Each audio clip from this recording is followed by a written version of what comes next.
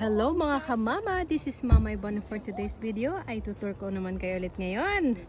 Kada week ng ating tour sa ating Ang ganda ng campingan.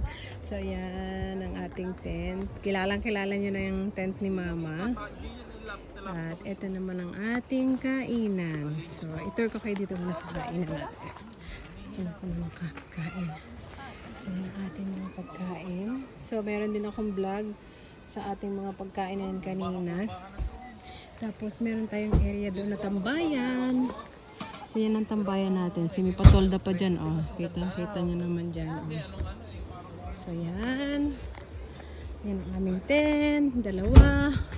Tapos yung aming mga kasama. 3 bay ang ating kinuha.